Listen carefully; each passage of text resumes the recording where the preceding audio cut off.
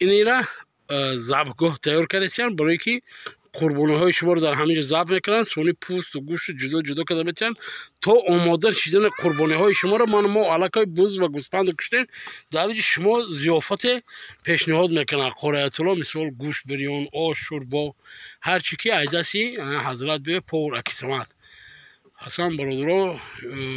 رقم هایی که شما در روی اکران میبینید حاجی آیت الله میتونه در تماس باشه.